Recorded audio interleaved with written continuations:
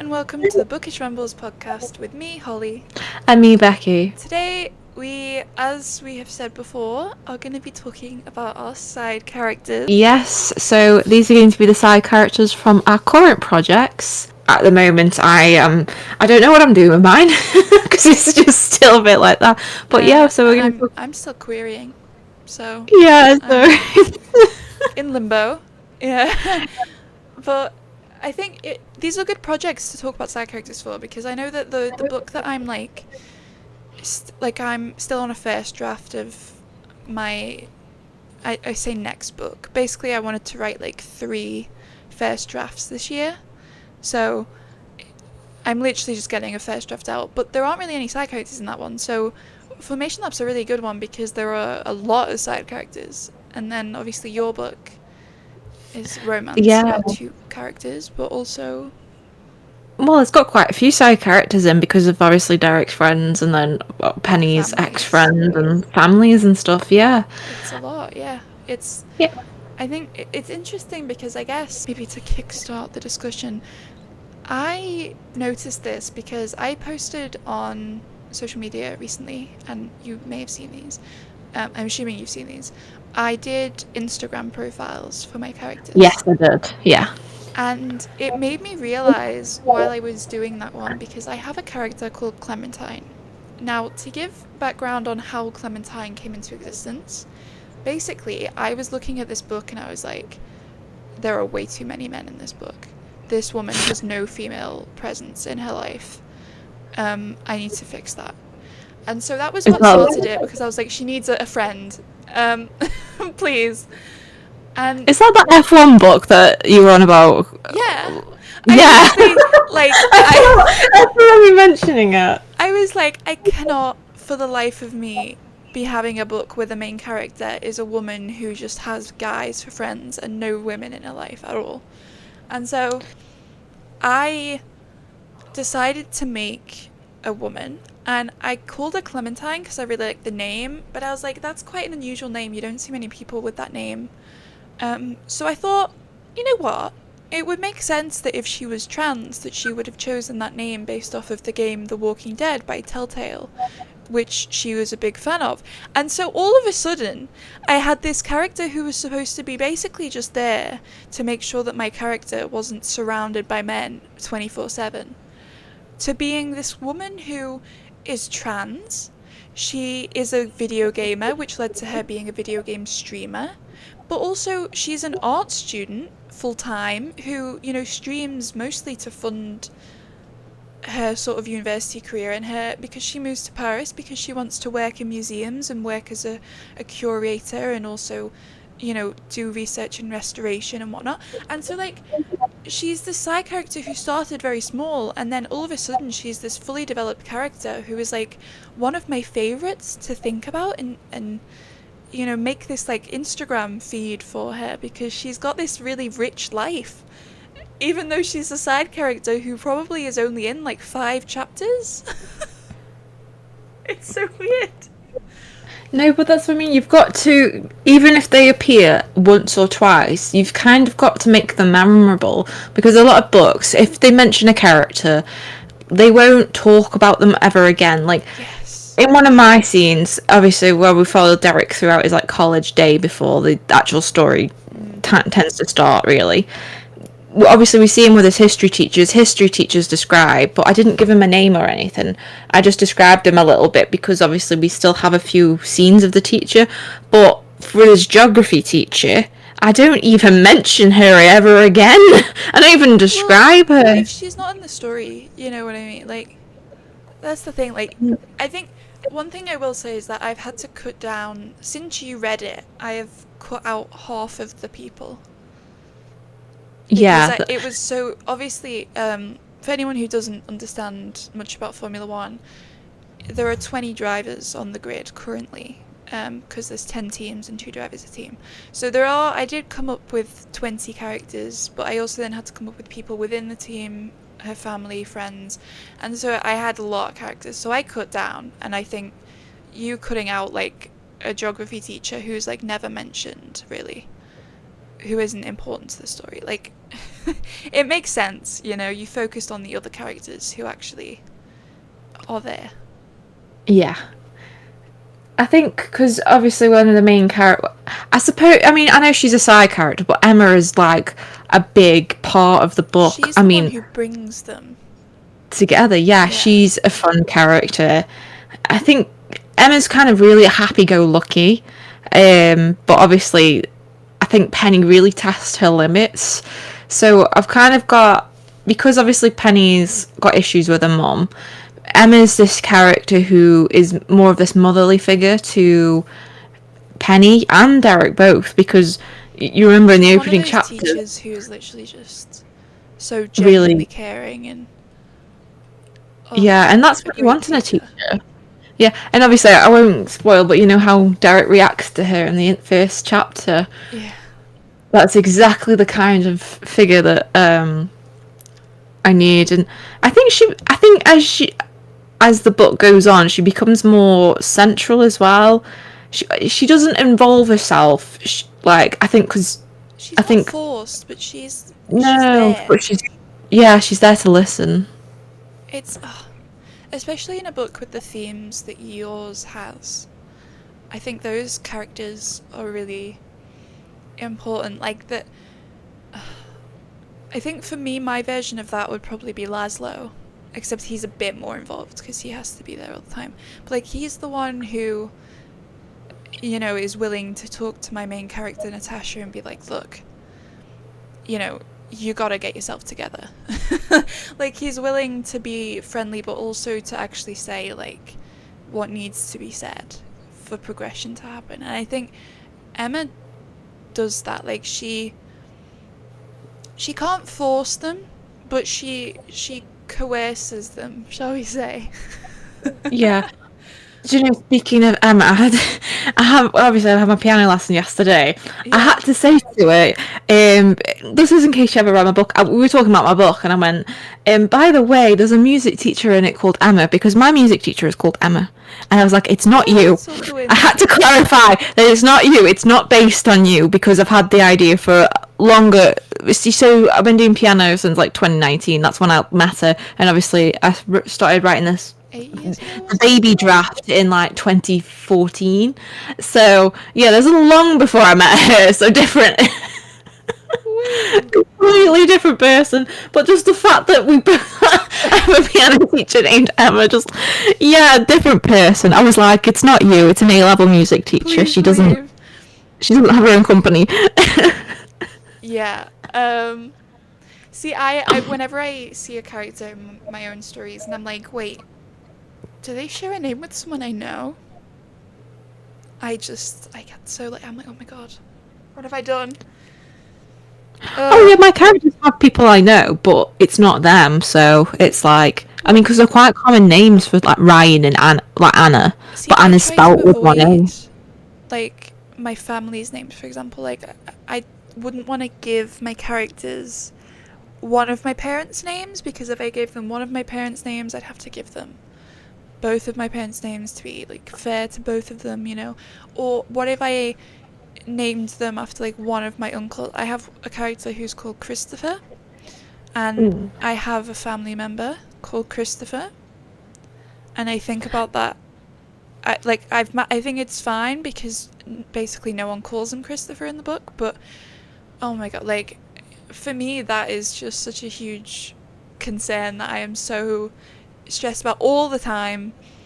And I don't know, I think naming side characters is like harder, because with a main character you can really be creative with the name, and you can, yeah, like I didn't do this with Natasha, but I think with a lot of my main characters historically, I named them with some reasoning. Like I think I mentioned this to you. I named, in the book that I'm writing, I named my 4 main characters after Shakespearean women, and they kind of, the names that they have and the characters that have them in Shakespeare kind of share some of their traits or their journeys symbolically. So it, like, I'm a very symbolic namer, but with side characters I think you can really have a lot of fun with it, and maybe take it less seriously, but I put a lot of pressure on it still. It's, I mean, how did, obviously you mentioned Anna being a very common name, but one that's you've spelt with one N, which is a less common spell. How do you like come up with your names? Because I personally, and I don't know if anyone else does this, I'm hoping that they do because it feels sometimes a little too much effort, but I go onto weird like websites where they have lists of names and I go by year. So I choose the year that my character would have been born in, or the decade, and I'd look at the most popular names. No, I don't do that. I think it's more of like I just like the name if I actually really like it. So obviously, at the moment with my book that I'm working on for my Yes. degree, called Grave Mistakes. So basically, I'm working on my thesis, dissertation, whatever you want to call it, and I originally didn't know what to call my character, and then I settled on the name Kyra, and it's just because I really like the way it sounds, and it's unique enough that it's not too common. Yeah. If it's a common name, it's a common name not in the country where this book is set. Yeah, I just like I'll go on baby names and just select a name, or the other process is I will name book characters after certain people that are no longer with us, obviously. I fully it's not quite the same, but I named a lot of mine after characters. So like there's, for example, a character called Cameron, who he's one of the ones that is like a main guy in it. He was named because I like an homage in a way to Cameron Fry from Ferris Bueller's Day Off. So I think naming after people, whether you know them or don't, is Well, so I have given a bit of a tribute. Do you remember the old woman in the flower shop that she didn't have a name originally because I didn't know what to call it? I named her after my grandmother, so she does have a name, but my grandmother is no longer with us on my dad's side. But well, none of my grandparents were alive. But so that I've named her after her. So her name's Margaret. So I named her after that. But see, that's like, so it's kind of just an honor thing. And it's like a little cameo, because it's not a character that's necessarily front and center. No, she runs a coffee shop. Yeah. My grandmother never ran a coffee shop. But it's a nice little, you wouldn't necessarily expect it. Like, you don't go into it and you're like, well, the main character is named after this person. So obviously, you go into it and you think, oh, I can see that now in these scenes and very briefly, and she pops up here and there. Like, I think that's nice. I think it allows you to remember this person, but also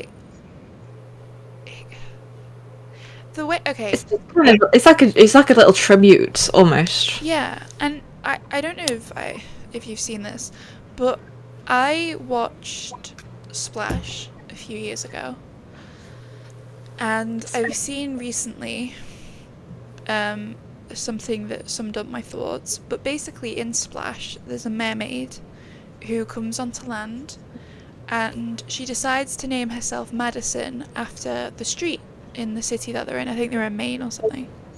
And then Tom Hanks's character is like, Madison isn't a name. And so I looked it up, and it was in fact a rise in popularity of the name Madison following the release of that film. And so now whenever I think about characters, because I have a character who's called Christopher but never calls himself Christopher, and like there are all these, imagine one day if someone names their child after a character in your book, and imagine if it's one of the names where you've named it as a tribute to somebody. Like, Especially because like there are some names that I think are really beautiful that are falling out of favor because trends, I think that there are a lot of, like, you don't see many Dorothys, do you? No, see, my other name. To be fair, my nan was called Dorothy, and I think there's been a rise of older names from some of the kids that I've seen born. Like, their names are very old-fashioned. Like, you'll have, like, George. That probably, I think... I feel like some of that partially probably is because of the rise in conservative values. Like, Yeah. obviously the need for... But also then, you know, I think that people... When you look at, like, the really trendy names, there are some people who look back on the names and are like, thank God I didn't name my child that. Because it's like... I've seen someone who named their child... Oh my god, what... They literally named their child, like, Harbour. Tarber? Harbour. What does that mean? Like, a harbour for ships. Harbour? Yeah. And... So it was definitely not a different language. They called it after no, a it's an harbour. English-speaking person. And they were like, well, we wanted Oh. something nautical. And I'm like, marina. Or... You know, like... See, Marina's such a nice name as well. Skipper Was it or a girl something, like- or a boy? Something... Like... Like, oh, I don't know. Oh, Marin. Marin. Like, if it was a boy, a Marin. Like, honestly, anything would have been better. Any single thing in the world than Harbour. You've just given me an idea for a name. By the way, I really like the name Marin. I'm gonna nick that. I like the name Marin. You have a certain story that you want to tell that is not necessarily set in a Oh, the pirate, Yeah. the pirate book that I'm still struggling. Well, see, the thing with that book is that either I can base it off like Mediterranean culture because obviously that's the kind of city idea, or I could base it off English seafaring culture. It just depends how I feel about it because that Depends on book the tone is you want, I suppose.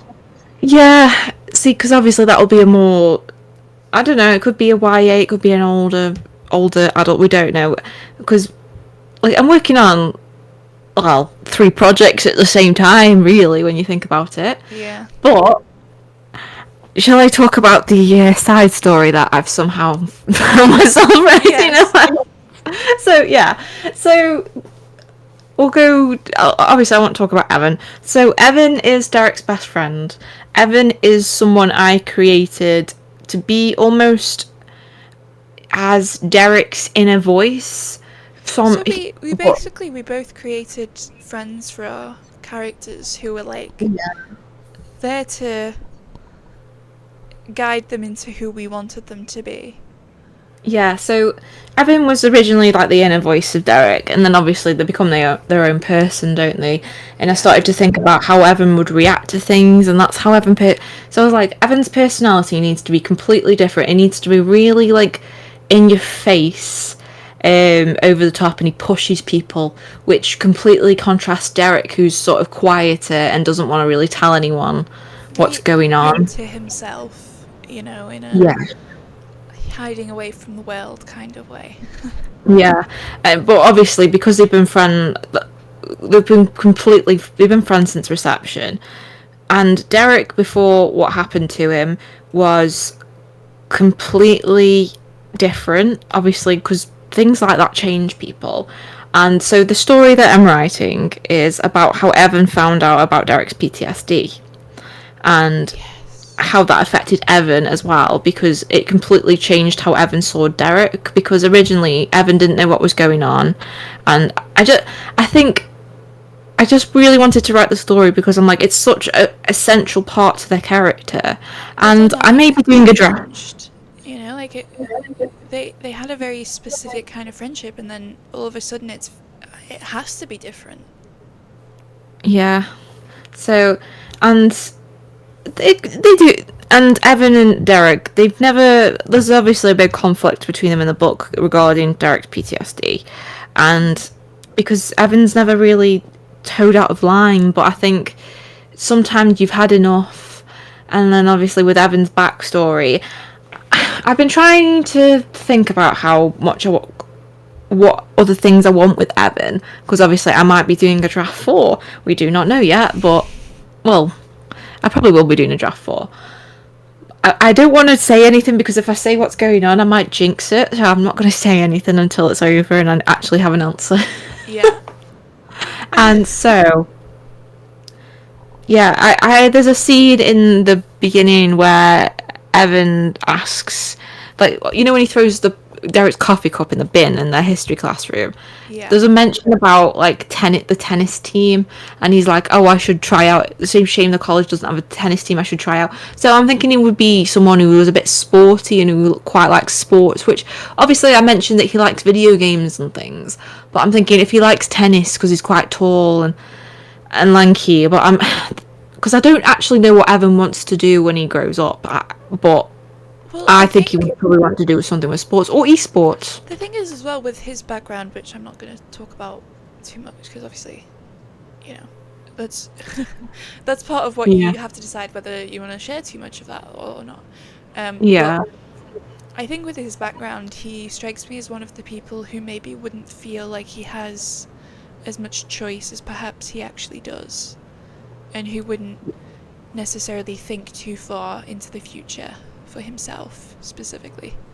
That's the kind of character that I like imagine him to be, and I think it would make sense then if you wouldn't know, because I think that's the real thing with these characters, is that in the same way that I randomly was like, oh yeah, Clem is trans, and it was just like a fact that made sense to me as if it was being told to me by her, I think that that's like a weird thing that happens with side characters, where with a main character you think a lot about their development and their story and about how they're going to be before you even put the pen to the paper, right? And like the drafts are you revising their personality and making them clearer and sharper, and you know, having their words be reflective and their actions and everything that they do is like all about progressing. But then with side characters, it literally is just like it hits you, and it suddenly you've written something and you're like, oh, okay. I guess, yeah, sure, why not? I don't know. I think it's so weird how that happens. Like you just, I don't know if it's the same with you. Like if you just suddenly have these feelings and then you know that this is true, or if you actually walk through it. But I do.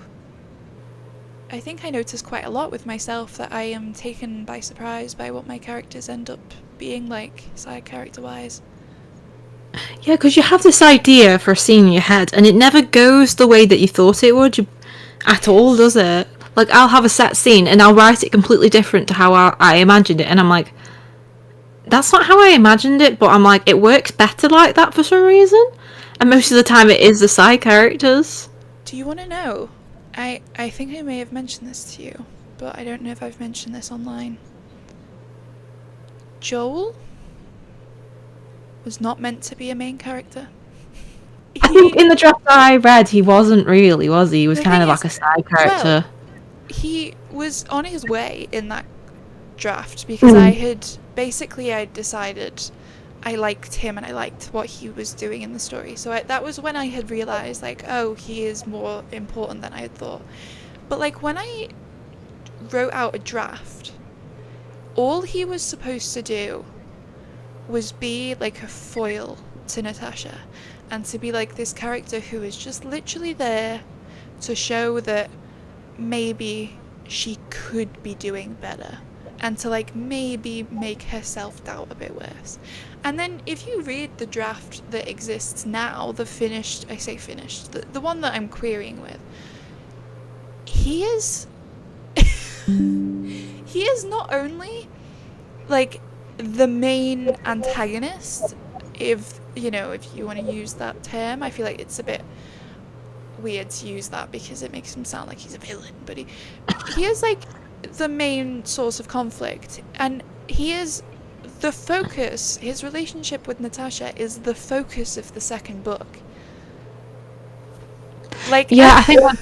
Yeah, well, I was about to say, when I think I read it, I was saying I wanted more of like Joel in yeah, the like, because obviously he I had think that potential. Like, Yeah, there was that, because obviously your story doesn't focus necessarily on like, it's kind of just things that happen to her. So I was like, you've got to raise the stakes, haven't Yeah. you? So it's like that's where you've got to build the conflict up. And So I I'm think like, I'm glad you built on that. I honestly have no idea how I planned the whole thing out and how I mean, I suppose it was my first book that I'd ever written. It was like, I didn't really understand what I was doing. Um, so maybe that was why, but it is kind of crazy to me that Joel, I think he's technically a side character because he isn't mentioned in every single chapter, and while he is the main source of conflict, he very much isn't someone that we speak to a lot. Like, you don't see that much of him. So I'm tentative to call him a main character, but I think it's still really interesting how in the second book it literally is just about him and her. It's about their relationship, past, present, and future. It's about the way that they fight against each other on the track, but also the way that they take that off the track. Like, imagine the story. And the thing is, this was the thing, was like every single person who read it was like, I want more of them. I want more of him. Please give me more of him. Make it more intense. And so I've made it like so much more intense. And like, I've given them moments where they talk to each other. I've made them have like actually quite nice conversations. Like, I have changed this dynamic entirely, and I don't think that it is possible for me to even remember how naive I was thinking that he was going to be a non-existent character, really. See, I think that's why beta reading and stuff is so good for feedback and stuff, because Yes. it's like, I want more of this, I want more of these characters, I want more of this reason. And it's like, it really does improve your like understanding of feedback as well. So it's like, right, you want more of this, you The want more of feedback that. I've gotten has been honestly so good. And you know what? I will say I had a beta reader read over the draft that I'm querying with. And there was no mention of needing more Joel this time. So I think, They were satisfied. yeah, like, and the idea, she guessed accurately, like, moving forward, that the second book was probably going to be focused on that dynamic more, because she was like, I'm intrigued, but also I get that that's, building up, which is, it to me, that is like a result of the feedback that you gave me, that other people gave me, where, I was kind of, I think this is the thing as well, is I'm afraid of punishing my characters sometimes. Not in the sense that I don't want to punish them, because I understand that they need that, but also I think that actually doing it can be quite difficult. Like, you start writing it and you think, well, this is really mean. I'm laughing because I'm completely the opposite. Yeah. I'm just like, yeah, just do that. Because the first draft of, Oh, your first draft, the things that you've said. oh yeah, it was brutal. I think some of it was a bit too brutal, to be honest. But The that's what a first relationship draft with the was. mom. Oh, I think I've toned it down a little bit. Yeah. Because I think I've toned it down a little bit because it's more. I felt it needed to be a bit more realistic. Like, if she's obviously Penny's issues, if she's avoiding her mum as much as possible, then she kind of. Yeah. I mean, I think that is, yeah. I think for me it was more that, like, I think with my main characters, one of the notes that I got on my draft before I edited it was that Al was good, but that there could be more of him. Because he's a character that, his arc is very complex, and I'm not going to spoil it because I haven't even written the second book, which is where a lot of what happens with him happens. But the whole point of him is that he is supposed to be this guy that wants what Natasha has.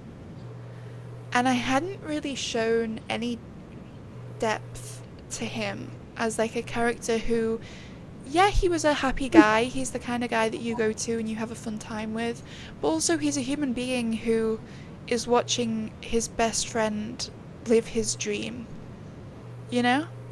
And I think I added more of that because I think the more drafts that I did, the more I was willing to hear them because I understood that it was what was best. See, I quite liked Al. I think he was that kind of older brother figure that she needed in the team. Yeah, I think honestly, I think with my characters, it was towing the line between how can I make these people real, but also make them people that she can rely on. Like Mateo, for me, he's supposed to seem really unapproachable, but then you meet him and he's literally just like such a nice guy. Mm. Like she's like, oh my god, this guy, and he's just like, hey, how's it going? You know? Everything's fine. Yeah. And it's like, again, for him, it was one of those things where I was just like, he has a cat, he's gay, he likes gardening. Yeah. I didn't have to come up with that, it just sprouted, you know? And I think learning to punish them and give them low moments and have them be real people who have their own stuff going on. And a scene that I really like for that reason is Christopher, who, I don't know if I actually mentioned this outright, but his name is Topher. Like, that's the name that he goes by. But like, Topher. there's a scene where Natasha meets his dad because his dad is very famous and she's excited to meet him. And that dynamic is so interesting to me because at that point, these two people are supposed to be friends. They're people that know each other from work, they have been hanging out outside of work, and then she sees him with his dad, and she doesn't say that much in the conversation. Like, very purposefully, I had her kind of just witness these two human beings who have a very close relationship. And I think it's nice to sometimes do stuff like that with a side character where you have like a moment where, you know, they're away from the main narrative. They're not serving any plot point with what they're doing, but they're being human beings. Like, I feel like you're doing that a lot more with Evan now, but you did it with all of your characters, I think. Like, Oh yeah, there's quite a few. yeah, I can name at least 5. I mean, if you want to list them off, I love listing. See, this is what's so fun because when people can see each other's characters, it's like they understand the dynamics. So go ahead, you can list them off and what you think, and then we'll go. Well, I think that'd be fun. okay, I don't want to spoil, Don't spoil anything. Just but I think his you grandma. can say the names of the characters. That's not spoilery. His grandma is, in my opinion, Yeah. a very complex one.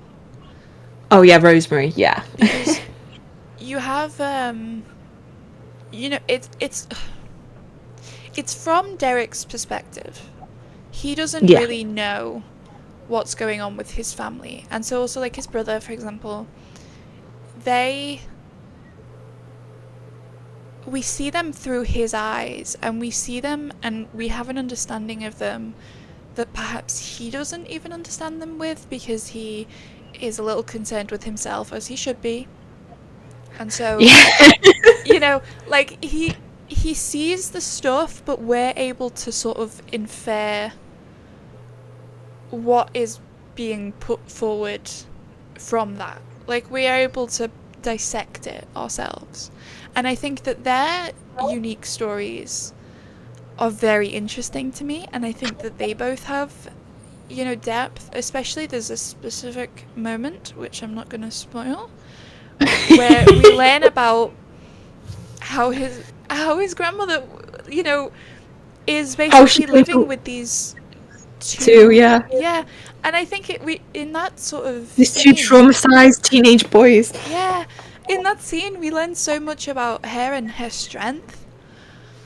And then obviously there are 3 friends besides Penny and Derek.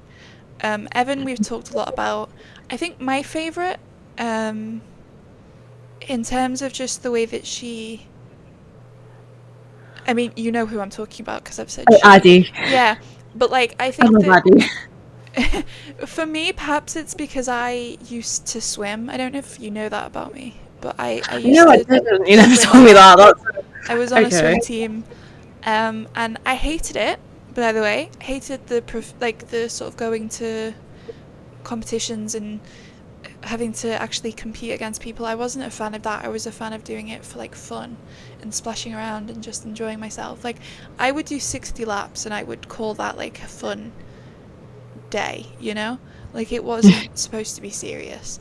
And so as someone who sees the whole swimming stuff in a very mixed light, I think Addie for me was like she was very realistic in that she was very proud and perhaps seemed a little bit arrogant sometimes, but like she should be, you know? Yeah, I And mean, she's got a good heart. she was a good friend, and I think obviously I think as well as like the quiet friend myself Hideo. who Hideo. also has like been the one who would sit reading while my friends were doing whatever. I again, I think that's another character that I could really relate to. And Oh, so okay. yeah, If I remember correctly, Hideo or Hide, I can't remember how you pronounce it. I think it's Hide. I'm gonna I have to look that say up. Hang on. Hideo. Is it Hideo? Hide? Hideo. Um. Pronunciation. Let's have a look. Because I'm probably pronouncing it completely wrong. Okay, there's a video here. Hideo. Hideo. I don't know if you can hear that. I did hear it, so Hideo. it'll be Hideo. So Hideo. it means sunrise man in Japanese. see. I think he is such a good character because he shows. I think this is really important, right? You have Derek, who is seemingly very shy and quiet and whatnot, and then you juxtapose that version of shy, quiet, and whatnot with this very quiet boy who reads a lot of the time and doesn't tend to say so much, but he's a character that is very much at peace. Like, it's not a character who is quiet because he's traumatized. Basically, I think that like there's this difference between him and Derek where they both might seem quite similar if you were to look at them as strangers, but when you know their dynamic, they're very different. And it's interesting to see how they're different. And then also, I think technically that is, I've mentioned 5 people, but would it be, I mean, I'm saying side character. I mean, are you on about Ryan? I was thinking Todd. Oh, Todd. I suppose he is a secondary character because he's so pivotal to Penny. Yeah, I feel like he's much closer to the main character status, but like he is a side character in the sense that he isn't one of the main people. Secondary. They call them secondary characters, Yeah, don't they? I think we learn a lot about him. And Yeah. some of it It's because happens. in the beginning chapter. Yeah, and I think, do you know what? One of the this is gonna sound so random, but I always thought that the image, for some reason, of him picking Penny up in his car was so, like, first of all, it reminded me of my brother when he would pick me up from school, and his car would have like rubbish all over the floor, and he wouldn't necessarily be the safest driver, shall we say. And I think that there's something about like an older relative picking you up from school when you're, an older teenager who, I say older teenager, it's like middle range teenager, but you know what I mean. Like, you're not like 13.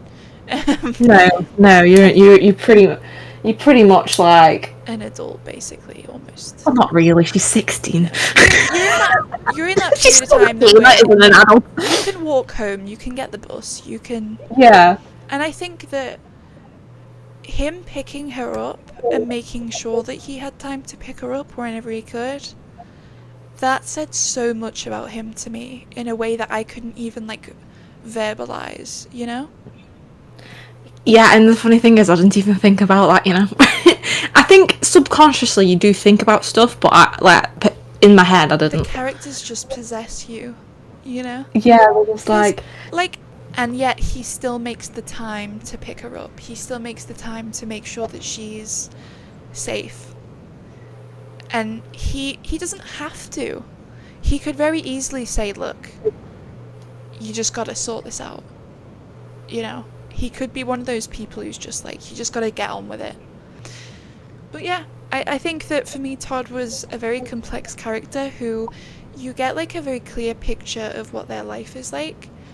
And you understand a lot about him, even though it's not actually, like, even if it wasn't intentional on your end, even if that was just something that slipped through into your writing, I think that there is a lot that can be inferred from his actions, his choice of words, the way that he is, that is just, you know who this man is.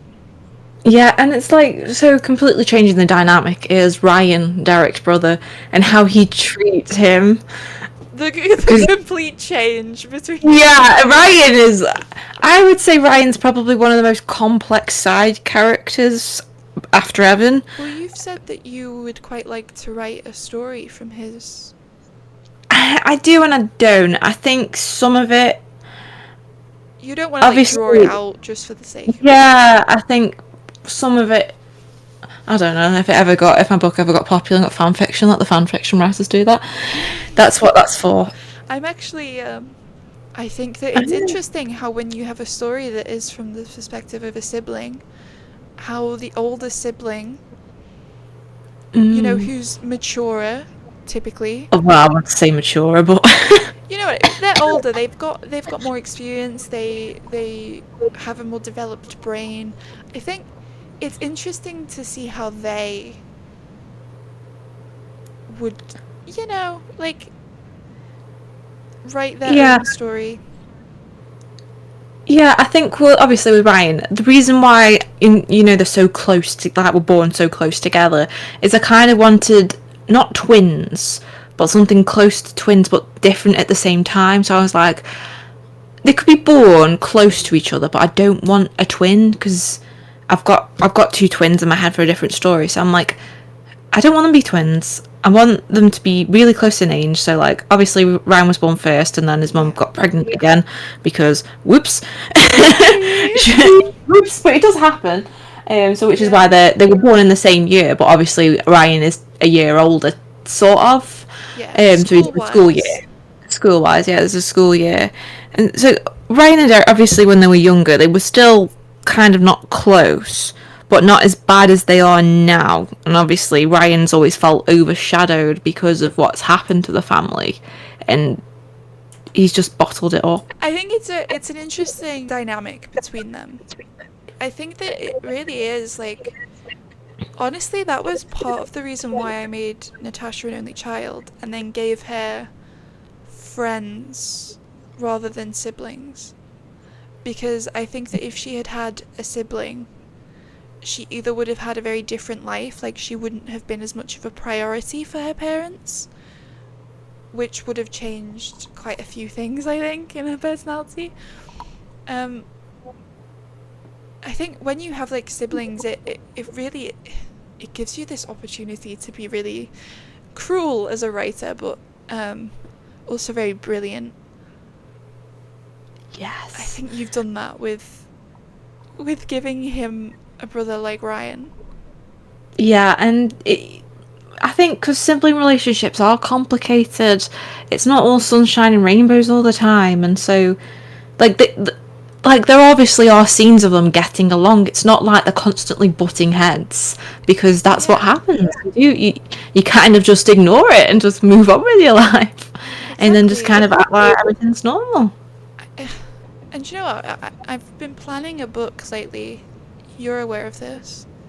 It's about vampires. I've dubbed I'm it Project so Vampire. excited for I'm so excited for that one. But my main character in that has a sister, and the sister has a husband and a daughter. And so, for me, like, writing these, like, this quite extensive family, I say quite extensive because I didn't want to make it too big because of the cast being too big, you know.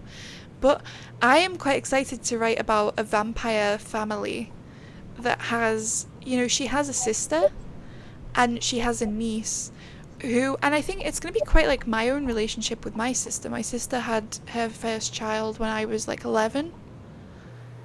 And so I think sometimes you can just have a sibling who is older than you, and it's really interesting to, when they have like their own stuff going on, especially when that stuff is like a child, it becomes more complicated. And I'm so interested to write about it, and I think it's really interesting to read. I honestly, if you ever write anything about Ryan, even if it's not published, I'm gonna need that, okay? Okay. I'm gonna need you to send. Even if it's just like a drabble. Yeah, because like, I love sibling relationships. I love complex family dynamics. I love the relationship with obviously, I mentioned the whole grandmother situation and how, I don't want to spoil it, but like, thinking about the grandmother in situations like that, Yeah. there are a lot of feelings that I have about it, and they're very positive ones. It's just a rough situation. Character dynamics, I think you did really well with like Natasha and her F1 team. Like I think she feels a bit like she doesn't belong there at first, because obviously she mentioned made that like, even feels like worse. worse. Don't even worry about it. Because you mentioned like she feels like a speck, and she doesn't feel like she should be there, because obviously with the media reaction around it, and then obviously as she gets to know her team, she's like, hang on, they actually do like me.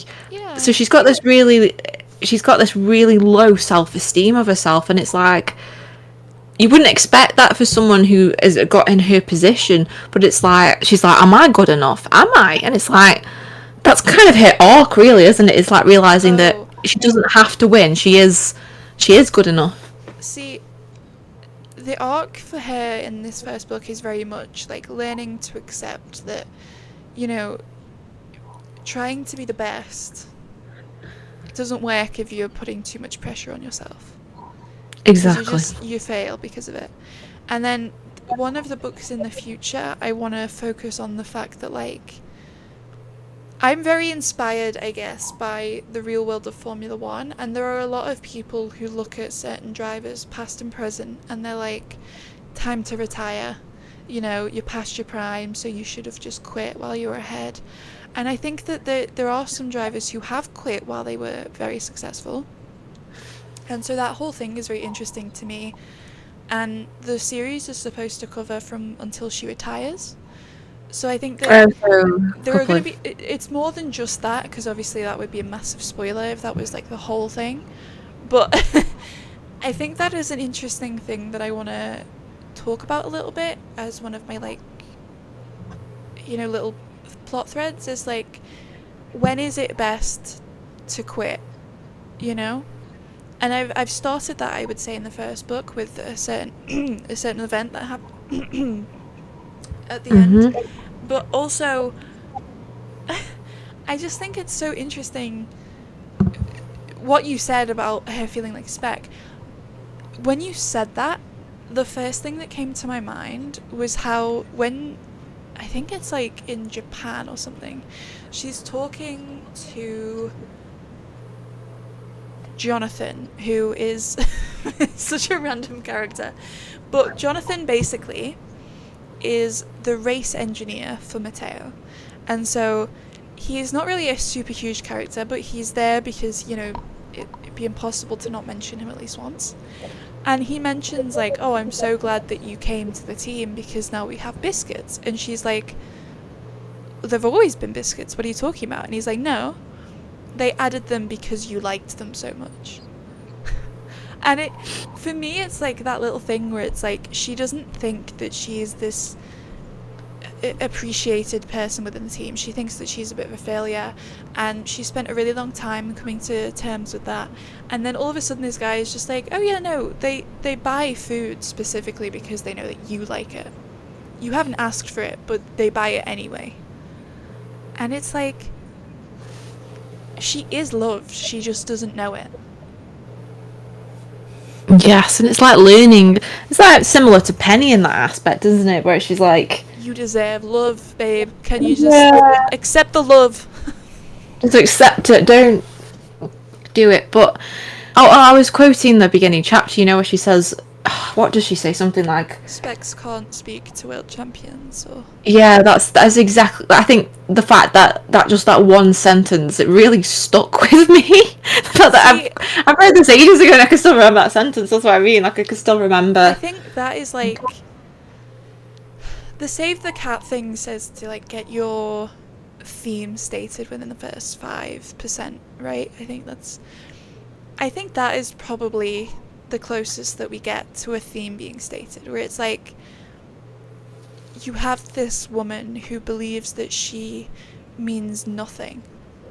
You know, she's trying her best, but she doesn't think that other people see her as important. And when she's faced with the fact that other people think she's important, it's genuinely quite hard for her to grasp. And that's made very clear right away, but the further into the book that you get, especially now that I've like edited it with feedback and stuff, I was ruthless with some of the stuff that happens. I have made, like, the way that things unfold, I have really put an emphasis on the fact that it is her negative thoughts that cause most of her problems. It is how she lets other people get into her head. You know, like... I think that you've done really well with that as well. And I think, especially, can I just say, Natasha and Joel do not have a romance. It's not enemies to lovers, which is good. I hate that. I like the trope, but I hate how it's advertised because they're never enemies. See, my vampire book, they're going to be enemies to lovers, and that's fine. How I write. As long as you make them enemies. They're gonna be like literally threatening to kill each other, and they're not just gonna be friends. They're gonna go from enemies to friends to lovers. I think, because I reckon it. The problem is, I'm not going to say what it's based on, because I think that would give away a lot of the characterization. But the main problem with the thing that it's based on, which you know what it's based on, for me is that it happens within like a few days, basically. And I think, for me, I want it to be spread across a few months at least. Like, I want them to really hate each other. I want them to be threatening to kill each other. I want them to have instances where they stop trusting each other and they almost kill each other again, because even though they've been getting along, something happens and they're like, I can't trust you, you're just trying to lull me into a false sense of security. Like, I want them to really hate each other, and I want them to very, very slowly, because that's my thing. And like, the thing with Joel and Natasha is that they do not get along, and they both still kind of like each other, but and I want to say love each other even, but it's not romantic. It's just that they're two people who've grown up together. They've been around each other, because it's a very dense scene, carting in real life. You cart with people and you know them because you see them like multiple times a week, every like month, you know what I mean? Like, it's impossible for them to ignore each other. And I'm so happy with how I've changed their relationship in like, and you haven't even read it, but the fact that you can understand, like, just imagine how much worse it is now. And I will say, right, one of my favorite dynamics is frenemies. I absolutely adore frenemies, and so like It's the so only way good. I know the only example I can think of is the Umbrella Academy before they ruined Five and Lila's relationship in that abysmal season 4. You know when the frenemies in like season 3. I love their dynamic in season 3. It's great. I think And then they that just went and honestly, ruined it. there are some really great examples of characters in, I think, all media where they've gone from really disliking each other to quite liking each other, and it's always so good. They still defend each other because it's like, well, you don't Yeah. get to say that about them. No, see, Derek and Penny, I don't think it's enemies. It's more just how Penny is as a person. They just don't know each other very well, and No. they're both very closed off, and Penny especially is like, well, I have my reasons, you know. Yeah, and it's like forced proximity. Yeah. Yeah. Also one of my favorite tropes. So yeah, I admit I did use it, but like, come on, it happens. Oh, I love it so much. I think as well, I will say, like, in the Joel way, I have added a scene where they talk to each other, and it's very awkward, but he almost calls her Tasha, and then he changes it to calling her Natasha, because he doesn't want to say Tasha, but he instinctively... He's like, no, And I I think can't acknowledge that I actually like you. Yes, like it goes back I to love the naming that. situation I love it. as well. Because like when you name a character, and the Christopher thing, the reason why I brought him up is because I called him Christopher. His name is Topher, like no one calls him Christopher, they call him Topher. But his dad calls him Chris. And so you have I think that name, like, the way that different characters call each other, the nicknames that they have, the way that they use their names, or the way that they maybe call them something completely different. I have a friend who calls me Francis, and I think that, like, it's so hard to explain that because there's no real reason for it, and no one else in the world would call me that. But like when you have like different relationships with different people, they call you different things. There's a trend going around right now where it's like the different names that people have, what they're called by different people, and it's so cute. And I think that plays in so heavily into side characters, especially because you can say so much about what your character's relationship is with this random side character by what they are called by that side character. That's what I mean. Like, speaking of that, how Todd calls Penny Pen only in moments where it's like, I need to tell you something. Because most people call her Penny, although her full name is actually Penelope, but nobody calls it Penelope. But it's so funny because I don't know if I've mentioned this to you. My sister's dog's name is Penelope, but we call her Penny. I don't know if dogs got the same name as book character. I call her Pen, and I think there is, when you write it, there is a certain level of intimacy involved with it. Yes. See, like, speaking of pets, I have a Great Dane. His name is Aston. Yes. We all call him Aston, but when I'm talking to him, I call him Aston Bob Aston. It's a legal government name. Oh, I don't flipping know. It's he's Kennel Club something. I don't know. It's something stupid. I think. But we don't. Like, my cats. I have 2 cats. I have one called Cookie. I have one called Nutmeg. I call Cookie Cook-a-Duck. Which I think is because I like the rhyming of like hook-a-duck. So I just Cook-a-Duck because Cookie. But like it's so random. Like the little names that we come up with people. It's kind of crazy when you just. Like, it's so natural. Yeah, well, like Aston, here's some nicknames: Slobby, Slobbers, Valid. Stinky because he stinks. when he lets wind off, he stinks. Oh god. Do you know what my dad calls my ginger cat Stinky? I just call him Nutmeg, and I'm like, "How you doing, Bella? How you doing, Angel?" I call him See, Handsome as well. aw. Um, We used to have a miniature dachshund, and we called him Slinky. His name was Rolly. well, my mum's dachshund is actually called Slinky. Is that the actual name then? Yeah, he was named by my nephew, who at the time was in love with Toy Story. Slinky Winky. And our other one, Bruce, is called Bruce because he was named after Batman by my nephew. So I love that.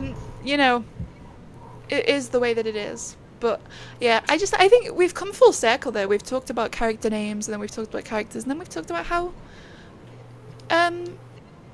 character names can be manipulated to suggest a mood. Well, it's like Addie as well. Speaking of characters, you know, her mum calls it Additea, but she hates it, so she goes by Addie. Just that one sentence. You know a lot where about Derek, her relationship with her family. yeah, where Derek just says he hadn't heard that name for years. Because He the almost thing with forgot. me is that Like, when I hear that about a sporty girl, I think very like Bend It Like Beckham, where her mum thinks that she isn't feminine enough, and then she thinks that her daughter's a lesbian because she's like close friends with another woman who's also sporty. Like, I think No. there's, you know, you've got those like relationship yeah. I wasn't thinking of that when I created it, by the way. The fact that they're both Indian, of descent, like, no, I was it wasn't implied by that. I'm just saying it's just. It's a dynamic that does happen. Well, Clem is Indian, and I wanted Exactly. to kind of divert that because I didn't want it to be. So, like, her family are accepting of the fact that she's trans, you know, she has transitioned fully. With help in my head, it's not explicit, but in my head, Natasha helped pay for it. Because she has more money than Clem, and I feel like that's one of those things where it's like, would you help your friend? Obviously you would. That's where her money from Formula One went, which is part of the reason why she can't immediately move to Monaco, because she is trying to help her friend who she loves. And so, like, I don't know, but I think when with Addie especially, I think that when you hear it, it's like maybe her parents wish that she was a bit more feminine sometimes, a bit more ladylike. That's more a mum and dad loves her. Yeah. But I think that dynamic is very common, and it's one that I reckon a lot of people they'll see that and they'll think, oh, that reminds me of my mum. Which I think same with like Penny, there are a lot of people who are going to relate to that. And obviously a lot of people who are mum related to apparently in this book. See, I just think that it's so interesting how like these sort of side characters, they can be the ones who you really express these different dynamics and make people feel seen. And through the naming, you know, it's very quick, very easy to do, but it says a lot. It's such a part of the writing process. It's so important, like names and side characters, because I think books that just follow one character can be very boring without other characters, because you need those people. Exactly. I think I remember watching some writing advice, and it was saying, if your character's in a room on their own doing something, that's boring. Bring in another character, and it's like, well, yeah, that. I think that the most important thing with writing is that you convey the human experience, and it's very, very rare in the human experience that there are not other people. And it's also, it helps to put it into perspective what your characters are actually going through. Like, there's a scene that I've added where Natasha is outright told, you know, something that, I'll send it to you later because I don't want to spoil it, but she's told something and she is basically given a choice of whether to do the right thing, shall we say, or whether to do something that is like what she thinks is perhaps the right thing. And she's given this choice, and then she makes the choice, and it's not necessarily like spoken about, like it moves on from that, but the reader is aware of the choice that has been made, and you go forward knowing that she has chosen that, and it puts a lot of her other choices into perspective. And I think there are those like little moments that they really make you understand the themes of the book. And I think you have done so many little moments where you see them and you're just like, okay, it stops it from being in a vacuum. And I think that's why side characters are so important, because they say things to your characters, but they have their own lives, and you're forced to understand, like, yeah, this awful thing is happening to my main character, but like, it could be worse, you know? It really could be so much worse. Yes. But yeah, I think we've had a really good talk about how the characters are. Now, if I believe correctly, next week we have a very special guest. Yes! Okay, so basically, we have wanted to bring on some people, and we have at least one person, I think maybe two people even. We have two, yes. That is who I got a message off just actually. Oh, so basically we have an author who isn't quite published, but is very soon going to be published. Her name, if you want to go search her up in preparation, is Sabrina Grimaldi, and she is also an editor, which I think it will be very interesting to talk to a writer who is self-publishing but was also an editor. Yes, I've got quite a few questions for her, actually. Because I think that is, as someone who wants to trad publish, particularly because of the fact that I don't trust myself with all of my own editing and stuff, I think that it's going to be a really interesting conversation. And especially this book, we're not going to talk about it too much, but it is a book about two young women, and that's very important. It is not a romance, but it's about two young women who have, like, they're involved with the same boy. It's I don't want to spoil too much in this episode, but basically it's a very interesting story that sounds very complex, and I haven't read it yet, but we are going to even read it, so we're going to be able to talk about it fully and like have in-depth discussions like we did with like the what, Sunrise on the Reaping and and such. So, and the lamb, yeah. So it's very exciting. We'll put, I guess, a link to her, because she is great. Go check her out. But we're gonna have her on. We're gonna give an interview, and it's basically we're gonna be talking about this book that is like brand new, hot off the press. Yeah, I'm excited for it because we're going to be talking to another writer and a published author. I know, I dream. Yes. So tune in for that, because if you are a writer or if you're a reader, there will be something for you. I haven't read the book yet, but I've read the synopsis because I beta read the synopsis for her, and it sounded very interesting. So. Ooh. Yeah. It's so exciting. Anyway, yes. Thank you for listening. Yes. And we will for next week. I can't. That's gonna be so exciting. Yes. Yeah. Okay. And we'll see you later. Bye.